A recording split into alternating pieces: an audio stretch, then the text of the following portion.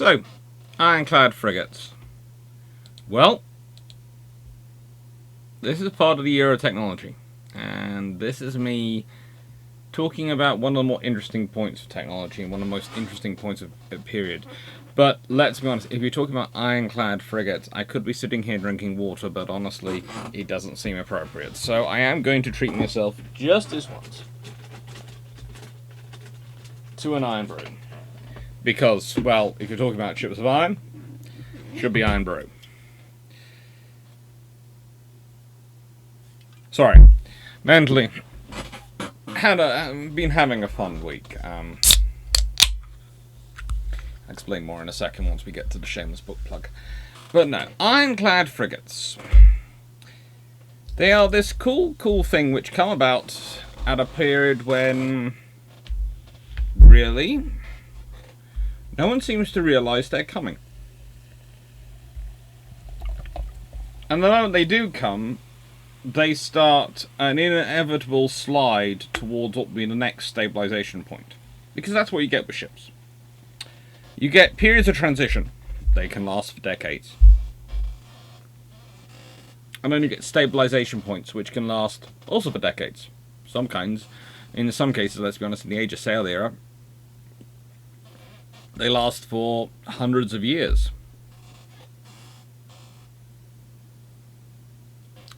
But, well, pace of technology has increased, so perhaps stabilisation points are shorter. Or perhaps they're just as long as they always were. And in reality, we were just seeing another semi-stabilisation point before it stabilised on the next true thing. So what do we mean by stabilisation point? Stabilisation point is a period of technology where the shape of things doesn't really change. Think about that. So, when we're looking at Ironclad Frigates, we're talking about transition from Age of Sail, ships of the line, to something which is called a frigate because it is a single gun deck, but has armour and carries guns heavier than any ship of the line ever carried, and could theoretically blast any ship of the line skywards. Steam powered. And yet, the moment you start down the route of going for bigger, heavier guns and bigger, more powerful engines, you're automatically standing down a period which is going to see you lose your masts, because what's the use of sails once engines are reliable? They get in the way. And what do they get in the way of? Well, if you've got big enough guns, and as we've already seen, guns, if they are getting big enough, you want to be able to fire. You can't really carry enough of those to make a broadside on both sides. So you want a turret, so you can angle them round and cover both sides. And if you've got a turret that can do both sides, why not have a turret which can cover forward as well, or aft? Give yourself the ability to fire at targets all the way around. Give you more engagement strength.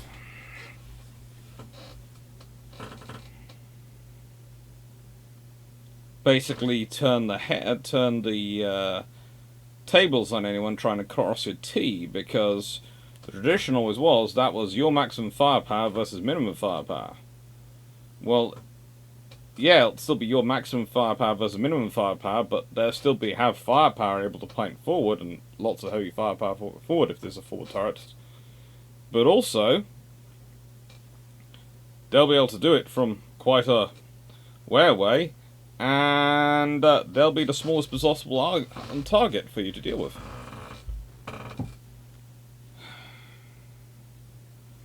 Ironclad frigates are the starting of the transition point. They really are. So what do we mean by stabilization point? well, as I said, a stabilization point is where things stabilize. And if we think, once you get to something like the Royal Sovereigns, despite the changes from pre-Dreadnought, oh well, from Royal Sovereign-esque battleship to Dreadnought-esque battleship, etc., and things that come afterwards, they are theoretically pretty much stable. It's more a feature rather than a bug that they change. And then you have the transition, accelerated colossally by World War II, and the shape of the Cold War that comes after it. And the fact that one side doesn't have battleships, so there is no need to have battleships. So you get to the next stabilization point, which is aircraft carriers. Woohoo! And escorts.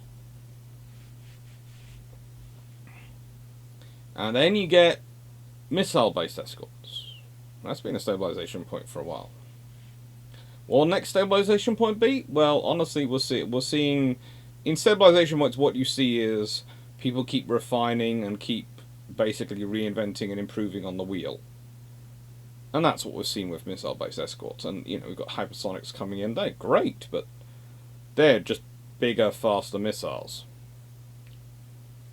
Kind of like bigger, faster guns, eh? Bigger, faster missiles. So that's not really any change. What will probably be a change is if we get laser-based or laser-based weaponry working or railguns working, and the firepower that is going to see added onto ships. You're probably going to see something which looks far closer to a 1920s, 1930s design under that circumstance. It'll be interesting to see what happens. Anyway, shameless book plug, which is important. A second edition coming out soon, hopefully. Well, I haven't submitted all the corrections I want to yet, but they are pretty much going. I'm getting them as quick as I can. And again, it's these books, the books I'm currently writing, and your support through YouTube and Patreon, that is actually making it all possible now. For those who this is a quick update for those who feel free to skip the next 30 seconds if you're not interested. But for those who do want an update on the pay issues which I've been talking about recently, yeah, they've basically dug their heels in, and I'm not going to be getting this paycheck will be added on to the paycheck I receive at the end of April. So yeah.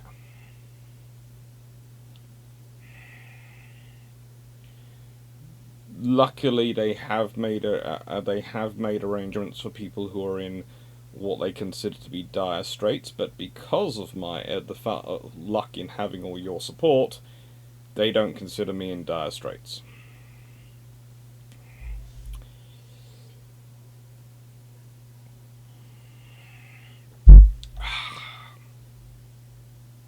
Yeah, well. Hopefully, more books out. And growing the channel, keep putting out good quality videos, keep talking for all you lies and answering people's questions. I'll be even less worried about them if I have to work for them again next year. So, thank you for all your support, because it wouldn't be possible to do this all without you. It really wouldn't. And I already realised that, but this has again drummed at home completely. So, in 1850, this vessel is launched. Arguably the first true steam battleship, being built as such, and you know, others have gone through, and Henry Dupree de Lome is involved. He's designed her. It's the Napoleon.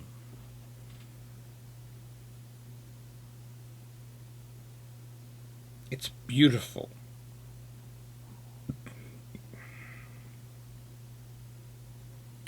Within 10 years, no one will care. Within 10 years, it goes from being the cutting edge of the cutting edge, the absolute pinnacle, to being...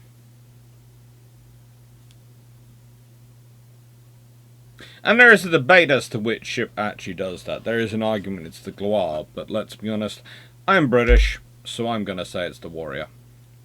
Mainly because the Gloire, for all her promise, doesn't deliver.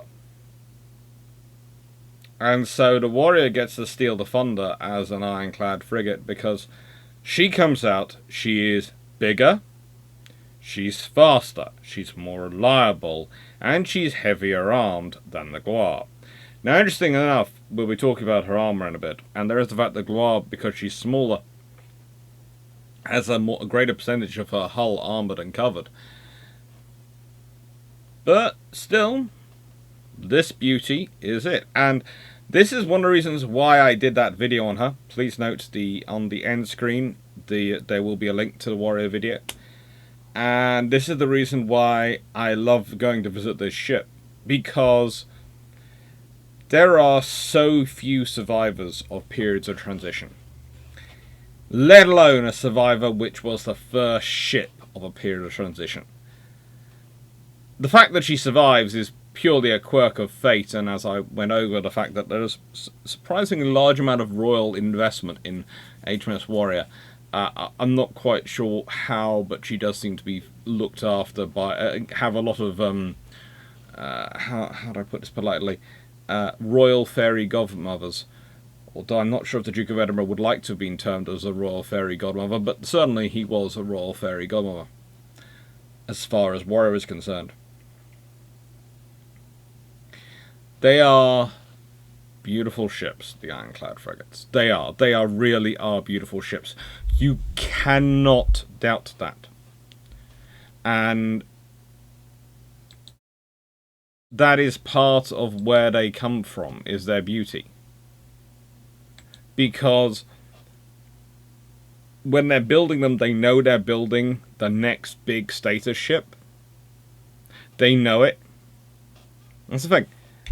10 years ago, the British and everyone were building ships like this and going, yeah, this is our capital ship.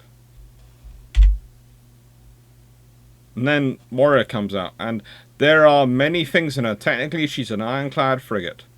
But the moment you look at her stern, you look at the way the layout is composed for her dining room, her captain's facilities, etc., you realize very quickly this is a ship which is built with full knowledge of what she's going to be.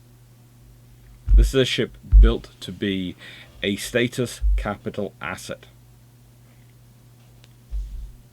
And that's an interesting thing to put out there. A status capital asset. When we think about ships, we often think about their warfighting roles. One of the things I've done with the channel a lot is talk about the roles they do outside of warfighting. Deterrence, presence, diplomacy, security. These roles have been around a long, long time. Far longer than often is assumed in current debates. And when it's assumed especially when they talk about modern naval diplomacy, sometimes you hear the people who are making the talks completely wipe off ships of the past and completely think, oh, yeah, well, warships didn't used to do it. They always did it. And a key point you can see in both these vessels is the entertaining space.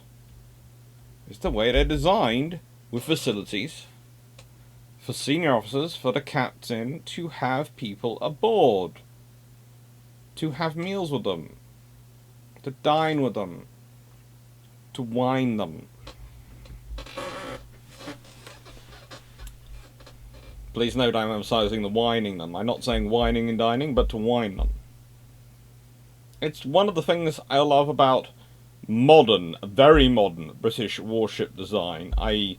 the Queen Elizabeth class. They have put a lot of thought, not necessarily a lot of money, because it doesn't necessarily cost a lot, but a lot of thought into designing the mess spaces for entertaining.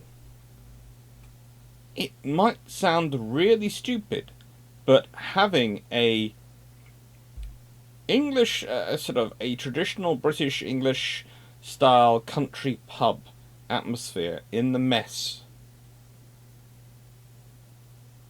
is a useful asset. It's like a little slice of the UK brought with you on a very big slice of UK mobile real estate. And you design that into a ship when you know it's going to be used. And yes, you can go, well, we were designing it because it'll be very relaxing for the, the air crew and the officers to relax to use at the end of a day and end of a shift when they need to wind down. All true.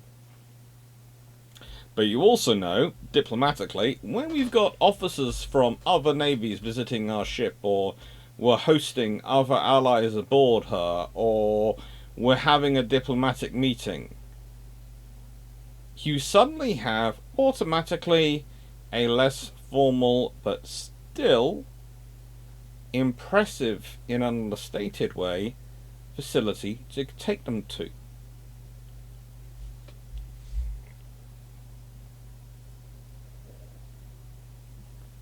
In my HMS Warrior video, there's a little bit of people dancing where Jackie Fisher used to dance.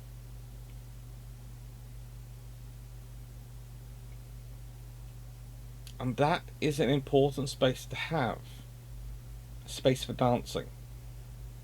One of the reasons why aircraft carriers are going to be such a massive thing to try and replace when it comes to naval security and naval diplomacy is because you have a hangar that is totally secure, that you can have very big powerful aircraft sitting in looking at, and you can set up a huge table and briefing room in the middle of, lots of space, very impressive how big the ship is. And by the way, for scale, looking at you is an F-35 strike fighter and a Merlin anti-submarine warfare helicopter, maybe a Chinook troop transport helicopter, all just parked randomly there for you to see whilst you're having the dinner, whilst you're having the meeting.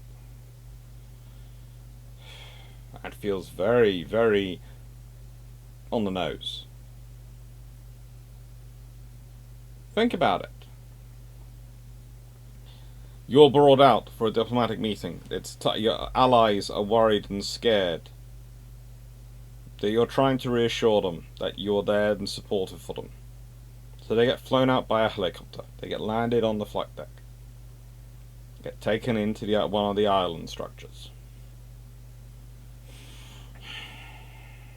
So they've landed seeing a massive ship come out of the sea at them. Landed on this huge space in the middle of the ocean. It's moving. It's wafting with all the waves. And then they go downstairs. You don't take them down on the elevator. Nah, that's too Hollywood. It doesn't really work for you. You want them to have a moment to have digested what they've just seen before they see the next thing they do. They walk into this impressive space laid out for this meeting, and you've got just dotted round those huge, powerful aircraft in this cavernous space. You have your meeting. And then there's a break. Do you want to come down to the mess? You go down to the mess, and it's this traditional British pub. So think about that. You've gone from, wow, this is a big ship, to, look at all the hardware they brought us. They really mean they're here to support us. And these are words they said. And then you've got to, yeah, this is Britain. This is tradition. This is what we are. That's diplomacy. Let's consider the similar scenario taking place aboard HMS Warrior. So you're brought out to her, probably in boats. You step up onto her, and you're greeted by this massively long deck. I mean, you've already seen her. She looks longer than any other ship you've ever seen. You stick her next to HMS Victory. She's massively long. Sleek. Black. Stark lines. But graceful. She's had an impact. And then you step up on her. There is an honor guard there sitting to pipe you aboard. And you take you in, and there's a officer there, maybe even the captain himself, sitting there ready to shake your hand and go, "Welcome aboard. Do you want a tour before we go downstairs?" Of course. Of course you do. Takes you around the deck. Shows you all this beautiful stuff. This clean ship, these big guns. And then he takes you down the stairs. Maybe takes you down one of the forward ones so you can walk along the gun deck. You can see the thickness of the armour as you walk through the bulkheads. The ends of the armoured section. Get the idea of how thick, how solid this ship is. Then you walk into the captain's section, after the ship. You have a lovely dining table and sitting area to sit around and converse and discuss your problems and work out what can be done.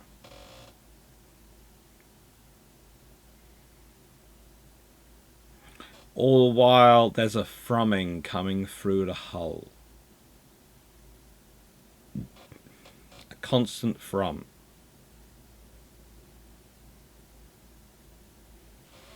And when you leave the captain's quarters for a short while, maybe, to stretch your legs, maybe one of the officers takes you down to show you the engines. Show you the wonders of their age, where they turn fire and fury, water, into power. And you go up, and the room which was earlier set up for a meeting is now dancing and music and fine food.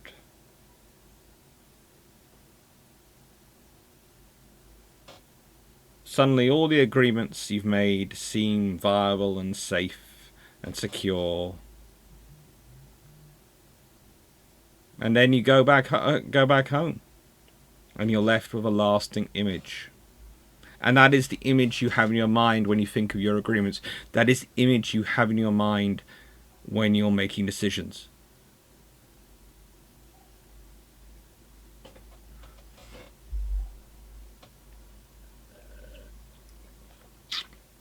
Naval diplomacy is too often shortened down to gunboat diplomacy and pointing a gun at someone. The gun is not the most powerful diplomatic tool on a ship. It wasn't then, it isn't now. Most powerful diplomatic tool on a ship? A comfortable chair, some nice food, some nice drink, and good conversation. It always has been. The ship has to look the part, though, for it to work. Warrior looked the part. But getting from this to this in a decade, that's the really quick part of a transition, when technologies first appear, or rather when they are first utilized. You see, technologies will often appear a long time before they can become practically utilized. There will be specialists. There'll be artisan tools. There'll be things that make very nice one-offs. Things that are so cute to have. Things that people rave over in newspapers and go, oh, this is the coming wonder weapon! The future is here and it's this! And everyone goes, oh, it's so amazing! And in very, very small writing at the bottom, often in white writing on white paper so you can't actually read it, but it's there. There's a little note saying,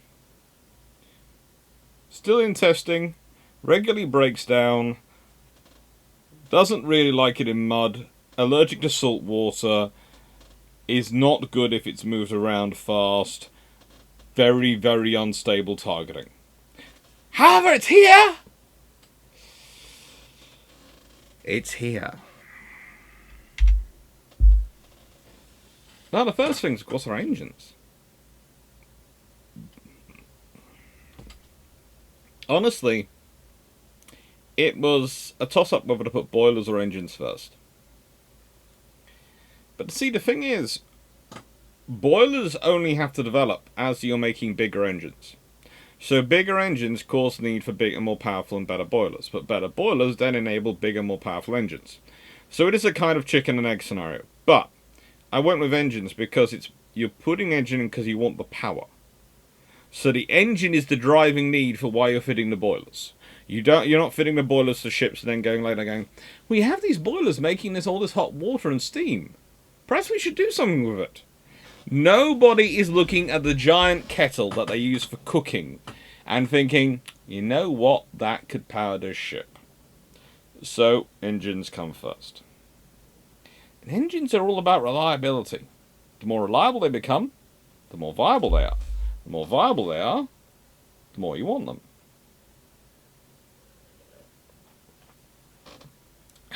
But, let's be honest, the engine power changes greatly.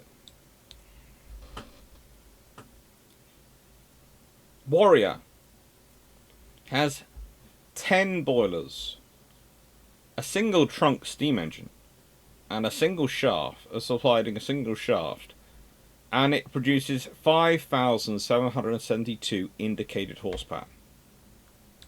Napoleon, well,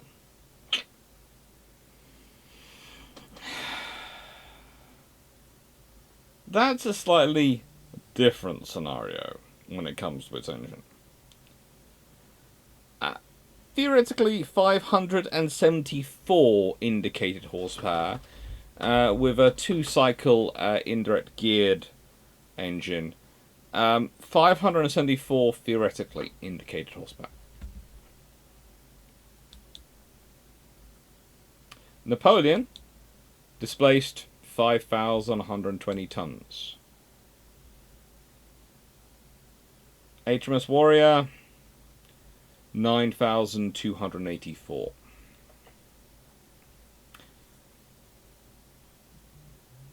Warrior has a top speed of 14 knots. Napoleon a top speed of 12.1. And there is a big difference because whilst theoretically Napoleon carried 9 days worth of coal for full speed steaming at 12.1 knots, it's doubtful whether she could have actually sustained 9 days on 12.1 knots. In fact, honestly, the odds are her engine would have broken about halfway through that. Because the times they did try that, her engine did actually break. Whereas Warrior regularly did operate at full speed. Did. And her engines kept her going. Afterwards, after the voyage was over, they needed a thorough repair and, basically tender loving care, but,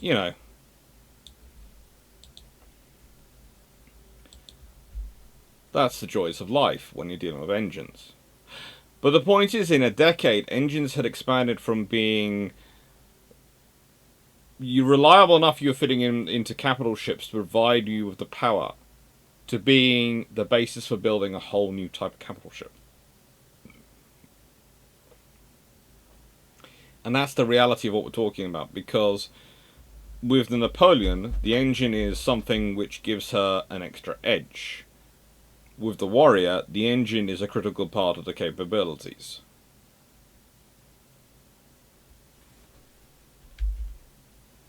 And again, you have boilers, and the boilers matter.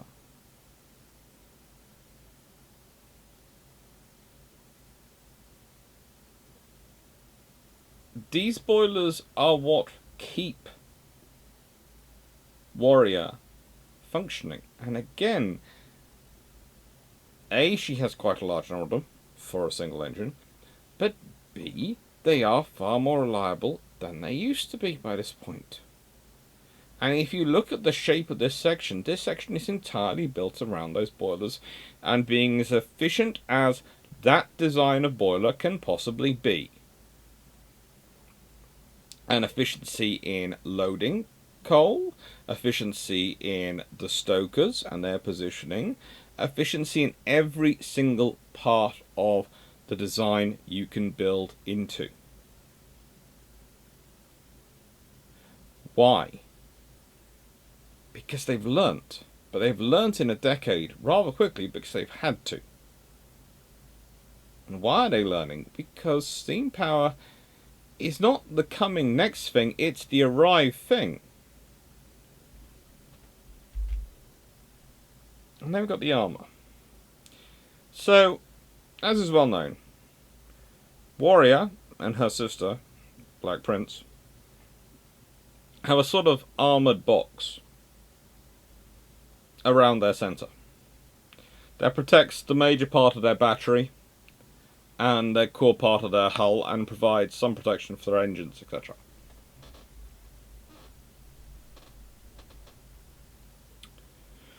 Why not the whole ship? Because of weight and cost, but mainly weight. They're still working out how to do that. I mean, if you look at this armour, it is a composite armour system, but what is it a composite of? Well, we've got a layer of wood, then we've got framing, so we've got space, and we've then got the wood here to stop any spooling coming off, going through into the people. And then we have 2 layers of teak, and these are, if you ever go to HMS Warrior, right? When you're walking in, whatever you do, do not rush to HMS Warrior. She's gorgeous, she's worthwhile getting involved, please do. But don't rush, because you'll walk past a absolutely beautiful piece of interactive history education. In that they have this lovely setup, this lovely lump of warrior style armor, which allows you to put your hands all over it and feel the thickness and the sheer weight of the teak. And then that's got further armor plate on it. So you've got armor plate, teak, hull cladding, and the wooden wall inside. This is great. This is a composite armor designed to both support itself and to resist shots. This is the reason why ships of the line get very worried if they see HMS Warrior coming up their way, because what do they have that's going to take this out? What do they have that's a guarantee for taking it out? Why does the Royal Navy get worried about seeing this coming up their way? Because they have to maintain it. And they've already worked out that maintaining iron ships versus maintaining wooden ships is going to be a lot more difficult and require a lot more processes and a lot more careful basically a lot more careful stewardship. Because iron does more with salt water than seasoned wood does. In fact, it's one of the annoying things of it. It really does do more. And again, you don't launch into building this ship until you're sure you can take care of this ship. Because the only thing worse than having this ship, and not having the ship if someone else has it, is having the ship and having it fall apart. That will look bad. That will make the Royal Navy look really, really bad. So the Royal Navy has to be sure. And yes, the French start the Gloire, and the British start the Warrior class in response. And the British build bigger and quicker than the French. But they do that because they've already studied these things, and it's taken them a while to study it. When Napoleon is being launched, when there are other ships of her type being launched, these huge steam-powered ships line, Britain is already working on this idea. There is actual testing going on. Not great, not modern scientific style testing as we'd understand it, but it was good for the period. You know, it had spirit. Spirit? And I don't mean just a horse, which appears in so many of my little cousin's favourite cartoons. It's a very cool horse. I will say that in case anyone watching. Guns. Again, this is a scenario you've got to think about, because if you're adding in the weight of an engine and all this system, if you're adding in the weight of the armour, you can't afford to build a ship as high as you used to. That's one of the reasons why many of the vessels which are sort of cut down from ship's line, which are converted to ironclads, are cut down. Because they can't afford the weight that high up. And that means you're going to be carrying less guns. If you're carrying less guns, you need them to be powerful enough. You need to be them to really give you an impact. And there's a lot of good development going on in this period. Now, two of these, this one and this one, are US Civil War. Dahlgren and Parrott rifles are forever associated with the US Civil War. To be honest, the rifle beach loading 7-inch Armstrong gun would be associated with the Civil War if Armstrong could have got the British government's permission to sell enough of them.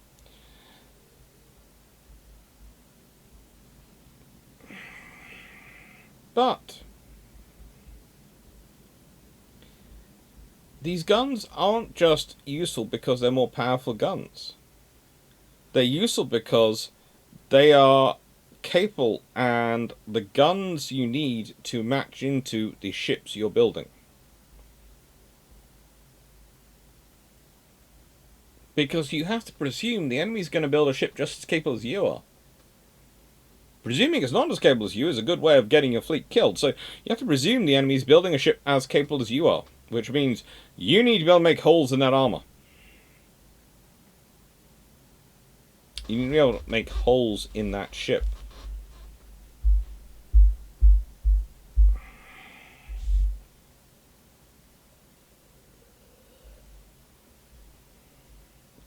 Now,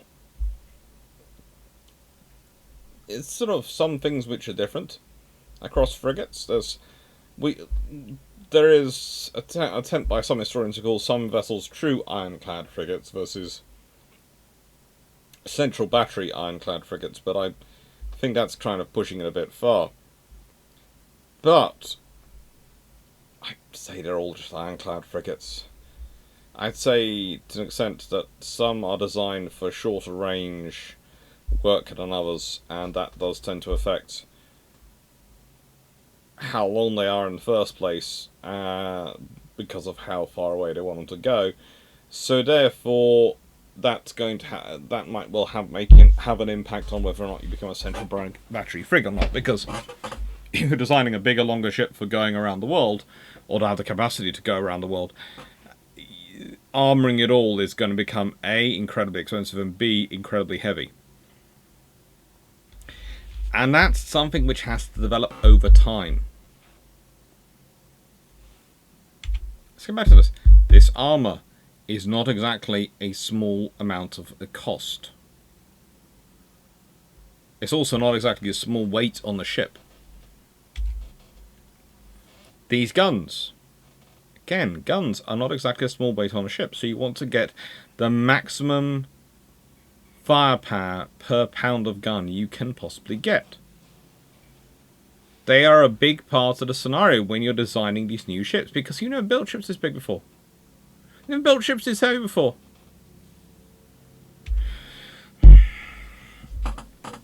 And then there's this. In the time it moves from Napoleon to Warrior, the number of ports where you can potentially acquire coal around the world pretty much triple. In the time it goes from Warrior to Royal Sovereign, they pretty much quadruple again. In terms of the number of harbours you can get coal around the world.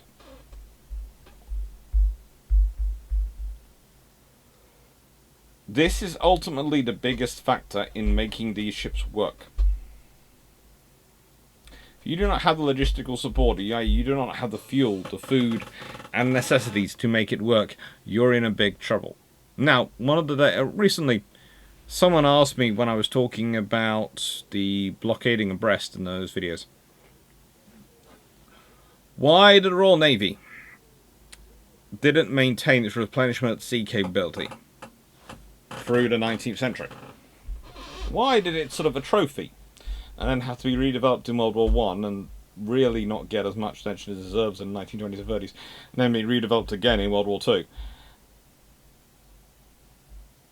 Well, the reason is there isn't anyone really they need to fight and maintain such a blockade.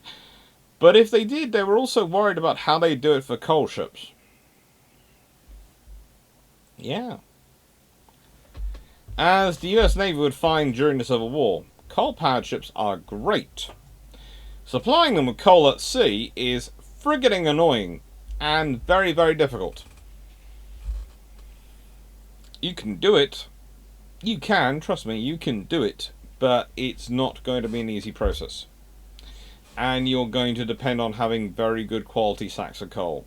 And it's going to take a long time, because those boilers hoover up coal like, I don't know, I hoover up bacon, waffles and maple syrup. Just a case of it's crispy bacon, yep. Waffles, maple syrup, yep. And it's a case from you. Where's it gone?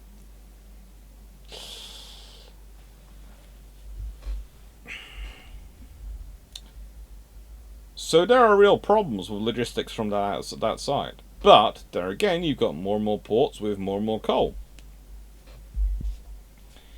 Because even when you can do it in theory, because you have theoretically enough ports you can operate, you don't want to do it in theory, because think about it from a warfighting scenario.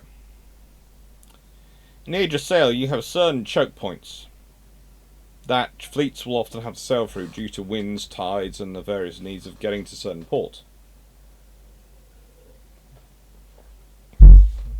These choke points become infamous for the battles that take place off them, because the fleets regularly have to pass there, so that's usually where the fleets come in contact, so those become battle points. If there are only a few fuel stations around the world, suddenly I don't have to go hunting your fleet. Your big advantage of having steam power over being reliant on sail is gone, because instead of me having to check those trunk points of sail and tide, I just have to check the few places which actually can get fuel. And guess what? I can probably have a civilian doing that job for me. One who's just about bright enough to be able to look at a ship and tell me what it looks like. I don't need to be any smarter than that. Maybe that and know how to send a telegram with it encoded.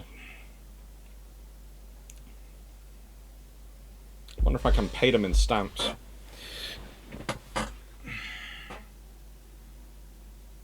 So, you need a logistical improvement to justify the viability of those more coal-dependent on ships. Especially as let's be honest, ironclads don't tend to be the world's greatest sailing vessels. They just don't. Their hull's too heavy as a rule. With a little help from their engines, they can be very comfortable vessels. Sail alone, they tend to be a little bit hull heavy. And then we have international relations. And this is always a factor to what's going on in the period, because why are the British reacting to the war? Why are the British reacting to what's going on in the world? Well, you have the Emperor Napoleon the Third, who's has reinvigorated the French Empire and has humbled the Austrians to kick them out of Italy. You have the Crimean War, and you have Pax Britannica, and that's just to name three of the many issues going on with British international relations in this period. It's critical, it's capable, but it is a mess. And it's always going to be, to an extent, in peacetime. International relations in peacetime tend to be very, very messy and very, very nuanced. It's the sad thing, they only become black and white when there's a war. And that's when it becomes simple. But that didn't happen. Luckily. It didn't happen. Instead, sorry, I'm not sure if you can see, but there's a light keep reflecting off something into my eyes, so I might have to move that in a second. Instead,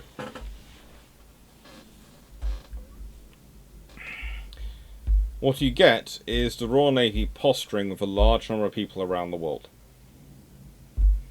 The Royal Navy trying to protect an empire which does its best to not be protected. And you get endless justifications for building ships, which is useful, especially when you're trying something new.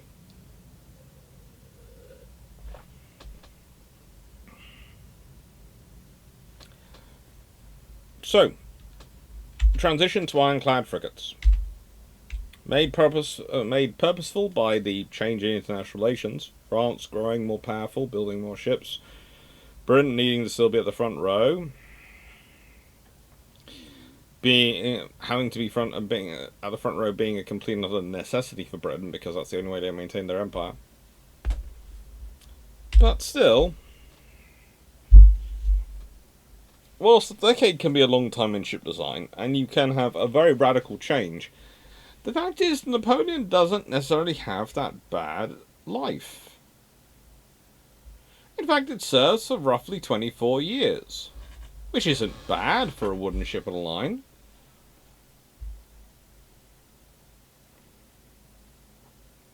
And it wouldn't have been kept around for no reason. The French aren't that willing to spend money on a navy. So, that's the big argument when you're dealing with someone who's going, well, we can't buy anything because if we buy it, it'll just be useless within 5 minutes. You go, well, will it be? Maybe I can't use it for a primary role. Maybe it doesn't want to go and fight an HMS Warrior-like ship. But maybe I can use it for lots of other jobs. Still going to overall most people around the world who don't have any passion for HMS Warrior.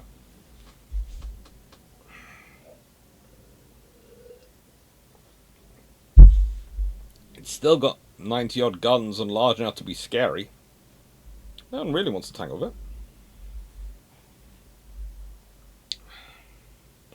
But this is the joy of technology.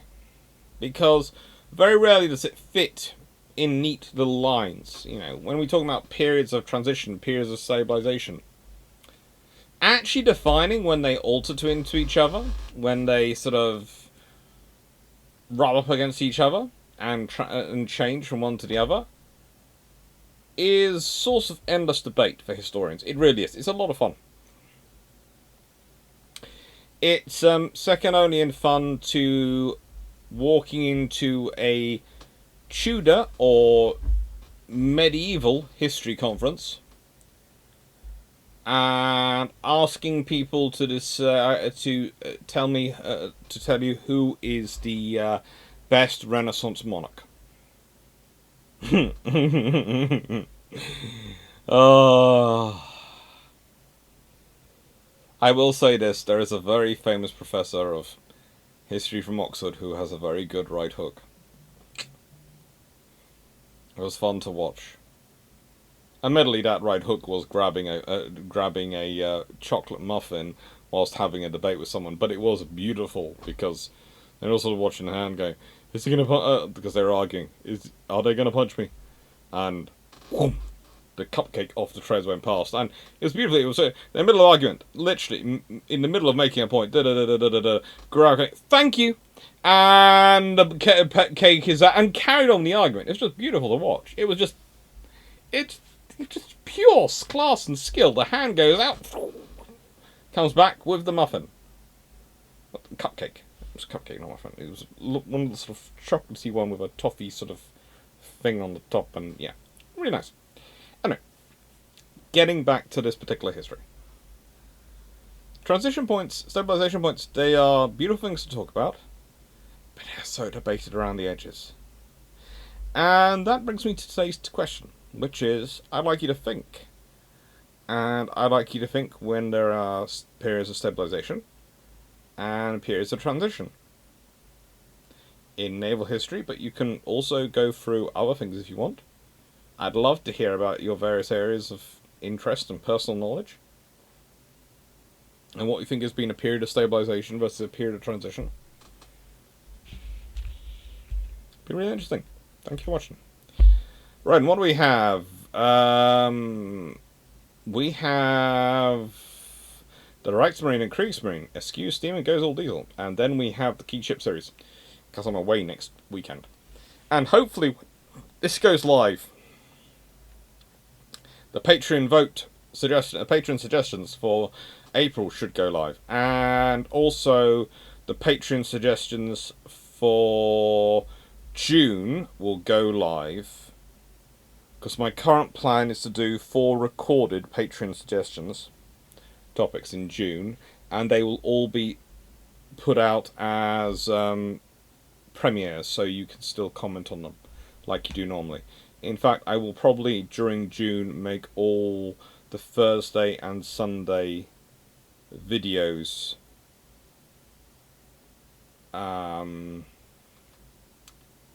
premieres, so that you can comment away if you wish, because I think you all might like that, and please comment if you'd like that idea or not.